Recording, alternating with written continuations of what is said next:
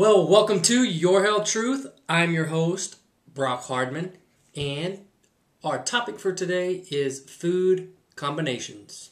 So, stop what you're doing, and because I'm about to ruin the food combinations that you're used to, huh? Some old school rap for you. So, most people aren't aware that eating foods in different combinations is more beneficial for you. Most people go eat. They get a meal, they have their protein, they have vegetables, maybe, and their starches and their, water or tea, and they just combine it all together and eat it. And then they go back to work, let's say after lunch, and they're just tired, they're in their little food coma, but when in actuality is that your body uses an extreme amount of energy to digest foods. So when you overeat or eat too much, or eat foods that aren't good in combination with each other, that don't use the same digestive enzymes, your body has to find those. So, most people don't eat raw foods, let's just face it. Most people eat processed foods, and those foods have the natural enzymes cooked out of them, unfortunately. So, your body has to kind of come up with its own enzymes to break down the food. Now, I'm just going to briefly go over, because this can go into great detail. So, there's different food groups that you should eat together and different food groups that you should not eat together. So on a high level, I'm going to touch on some of these. Now, fruits you should eat totally separate from any other food, meaning if you're eating grapes or bananas or apples or strawberries or watermelon or whatever, eat those by themselves. Do not combine any other food within 30 minutes until 20 to 30 minutes, depending on how much you eat of those. But if you eat a whole serving, give it time to digest, because there's a certain digestive enzyme that breaks down fructose, which is a fruit sugar. So if you combine that with, let's say, like a fat, so people that eat like, cheese and wine and eat grapes, that's just storing directly as fat, and you don't want that. So even though you think you might be eating good, if you're combining the wrong foods together, it may be storing as fat. So just kind of an FYI. So that's it for fruit. Just kind of eat them by themselves.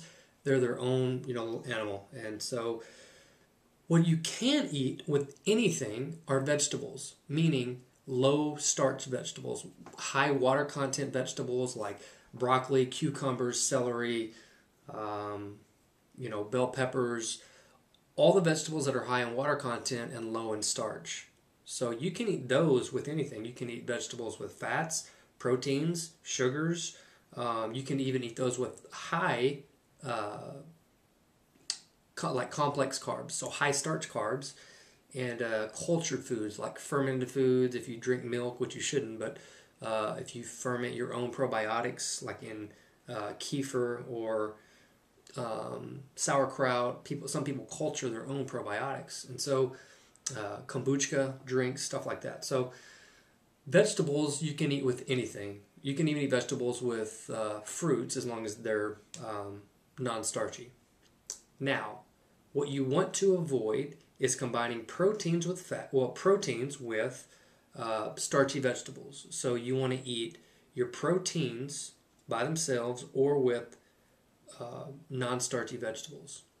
You also want to eat your fats with non-starchy vegetables. So, your sugars and your complex carbs and your fats, you want to avoid eating together, because it takes different digestive enzymes to break all that down. And it's a lot of energy on your system to produce all those and break all those down. And so that's why, even though you may be eating okay, if you're eating too much or you're eating the wrong things together, it can actually, add weight. So just be careful with what you eat. You can actually just go out and do some searches about food combinations or food combination diets, and you can find diagrams and find different explanations on how this works together, and how best to combine foods.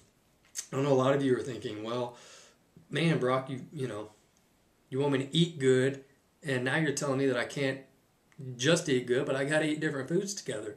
Yes, unfortunately, that's That's how it works. And, our bodies, even though, you may be eating good, you got to realize we're not designed to consume the foods that we consume. We're not designed to be consuming 800 calorie meals from restaurants. We weren't designed to eat over 2,000 calories a day. I mean, there used to be a caloric imperative back in the day that people ate just enough to survive, and that's the best way that the body functions, is eating just enough to do its job. However, most people grossly overeat and don't exercise and don't do anything about it, and you see the result.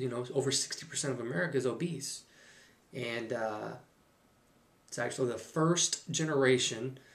The generation right now of children is the very first generation in our history that will have a shorter lifespan than we do. So that's a big deal. But anyway, I don't want to get off the topic. Just know that different foods should be eaten together and different foods should not be combined together. So go do some research into what foods you should be eating with each other, the different digestive enzymes that break those down, and then you might have more energy, because it takes a lot of energy to digest these foods when you eat them together. So next time you're eating, just be conscious of what you're eating and try to avoid eating things that should not be combined together, and you will definitely experience more energy. So, till next time, talk to you later.